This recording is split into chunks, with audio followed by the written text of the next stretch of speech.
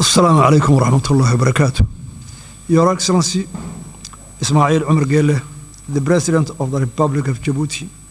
Your Excellency, Dr. Abiy Ahmed, the Prime Minister of Federal Democratic Republic of Ethiopia. Your Excellency, Muhammad Abdullahi Farmajo, President of Somalia. Your Excellency Hassan Ali Khaire, the Prime Minister of Somalia. Representatives of the chairperson of the African Union, if they are here.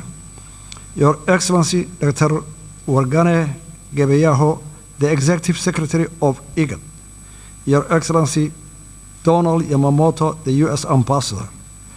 Excellency, distinguished guests, ladies and gentlemen, all protocols observed, good afternoon. Mr. President and Chairman as well, first and foremost, let me say that it's a great pleasure to be here with you today and to participate the continuation of the dialogue between Somaliland and Somalia. Allow me to extend my sincere appreciation to the regional, continental, and international community for your presence here today to discuss a topic of great importance to the Horn of Africa. Allow me to further thank His Excellency, President Ismail Omar Gelle, and the people of Jabuuti for their warm and brotherly hospitality in welcoming us in this beautiful country. Though we may be separated by land and sea, nothing will diminish the important role you all play and will continue to play in your efforts to bring peace and stability to the African continent. The region is suffering from a combination of unprecedented challenges, which range from the COVID-19 to environmental and socio-economic issues. Regional cooperation and hegemony is urgently required to steward the vulnerable to more prosperous and stable future. Restarting of these mediation talks with international support is an important factor in securing a more sustainable future in the fulfillment of onerous and worthy duty of building a safe, secure, and stable relationship for the people for Somaliland and Somalia. Excellencies, allow me to stress the current phase that we are entering is a crucial in shaping the future of the future bilateral relationship between our two neighboring countries, regional stability, and sustainable and prosperous future for the Horn of Africa. However daunting or important such a task is, I remain confident and optimistic that through our and your attention, commitment, hard work, and dedication, we will be able to contribute to the peace and security landscape across the continent of Africa. Excellencies, allow me to present a brief historical background on how we got to where we are today. Republic of Somaliland received its independence from the United Kingdom 26 June 1960. Notification of that independence was duly registered with the United Nations, and 35 countries recognized Somaliland. Somaliland voluntarily united with Somalia 1st July 1960 to form the Somali Republic. The union was not legally binding, as the Act of Union was never formally signed. Therefore, the unification effort fell short of the requirements mandated by domestic and international law. From the beginning, the union malfunctioned as Somaliland people were hugely oppressed. The people of Somaliland expressed their displeasure with the union by overwhelming voting against the new constitution in the referendum held in 1961 and followed full-scale struggle against the Somali Republic. The result in the collapse of Somali Republic in 1991 and the restoration of the independence of the Republic of Somaliland 18 May 1991.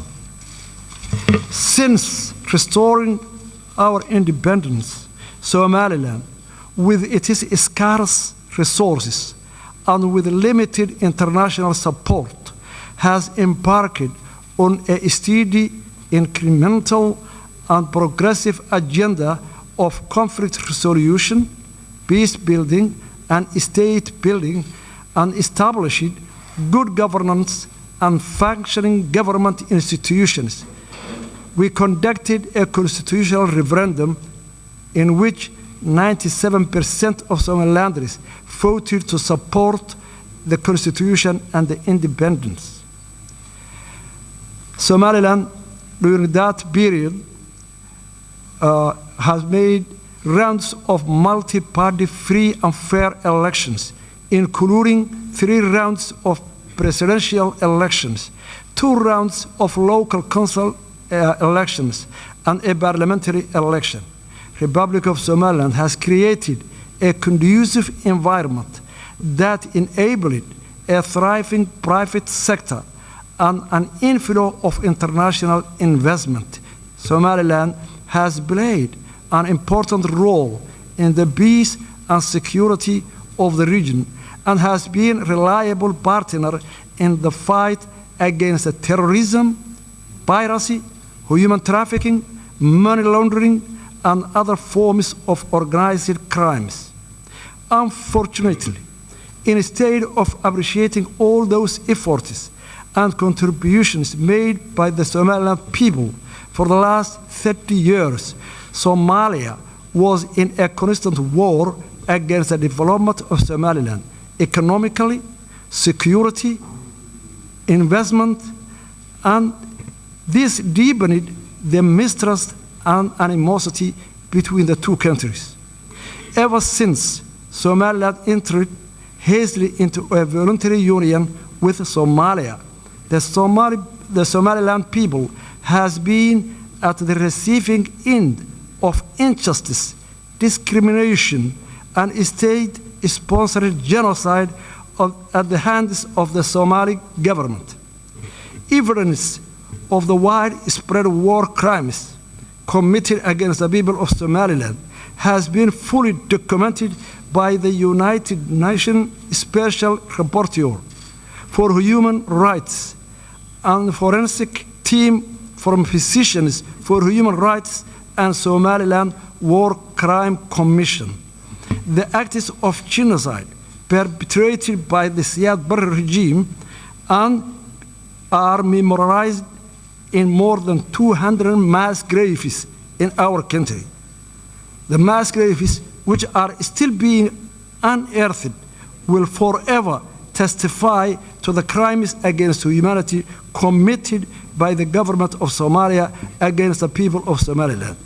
Therefore, in approaching this present situation in Somaliland and Somalia, it's necessary to have a proper regard to the past and learn lessons from it. The legacy of the oppression against the people of Somaliland cannot be easily swept away. Rather, they must be acknowledged and taken into account when considering Somaliland people's rights to self-determination and independence. The case for Somaliland independence is not unique.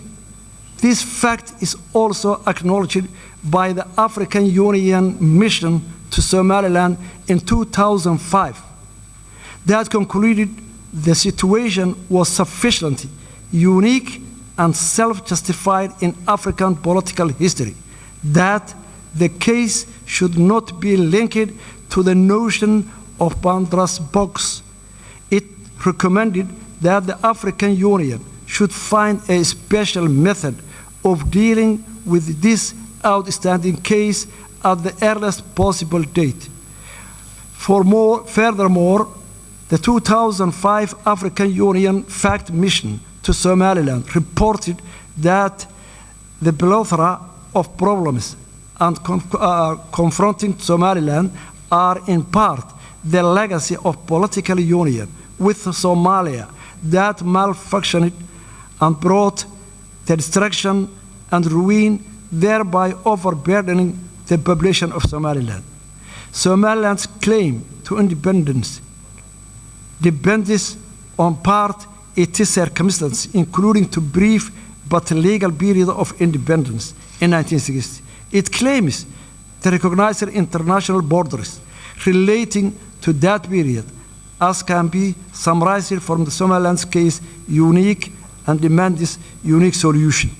It does not create precedent for other unresolved conflicts in Africa or elsewhere. Somaliland's legal case for independence is the conformity with the international law. Somaliland satisfies the statehood criteria as set out in Montevideo Convention of 1933. Somaliland fulfills the conditions set out in Article 4P of the Constitutive Act of the African Union, which enshrines respect of borders existing on the achievement of independence, since Somaliland borders correspond to those received upon independence from the Great Britain. Somaliland is fully aware that the African context, the exercise of the right to self-determination is linked to the principle of respect for respecting boundaries. Somaliland's case for independence involves restoring borders of it possessed both as a colonial entity as an independent state. Between 1991 and 2000, the Organization of African Union considered to the break-up of two other unions.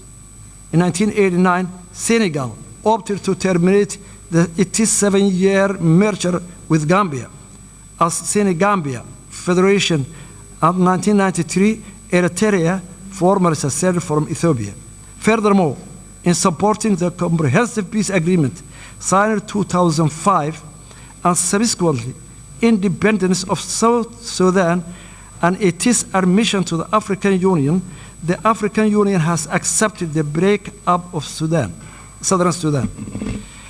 The International Court of Justice, in its legal opinion on Kosovo, declared in 10-4 vote that the declaration of independence of Kosovo of the 17th February 2008 did not violate general international law because the international law provides no prohibition on declaration of independence. Furthermore, the Arbitration Commission of Peace Conference to Yugoslavia produced a series of opinions on the validity of new states' claim to independence and conditions for recognition. The Commission determined inter alia the break-up of Yugoslavia was a case of dissolution rather than cession. Somaliland's pursuit of independence is not a case of cession, but rather dissolution of voluntary union between independent states. A number of African Union member states are also the product of failed union.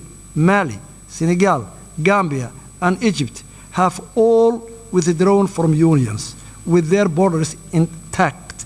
The African Union has also accepted the independence of territories never previously enjoyed full sovereignty.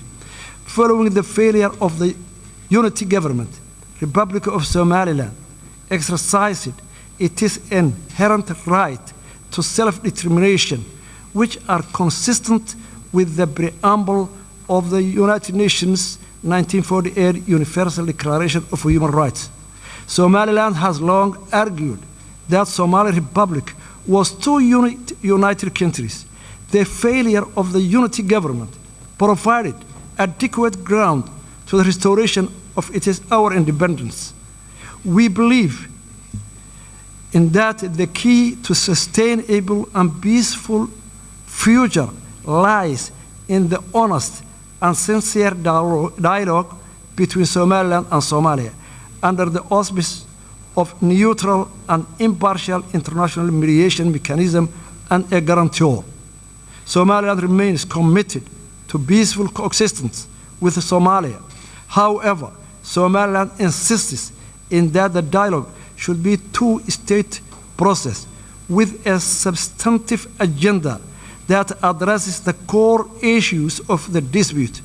Today, how can we proceed to this dialogue if the previously signed agreements in London, Istanbul, Accra, and Jabuuti were not implemented yet? We cordially propose that a serious mediation mechanism and a guarantor should be in place for this new round dialogue. We thank Somalia for their sincere apology to the horror of yesteryear committed in Somaliland. The current generation of Somalia was, of course, not responsible for what the previous generations did, but it is acknowledgement of the wrongdoings of previous generation is significant and heartfelt appreciated by all Somalilanders. But with acknowledgement also comes responsibility. Responsibility for the damage that horror caused. Words are not enough. Again, words are not enough. The horror of the past requires more than words. It requires actions.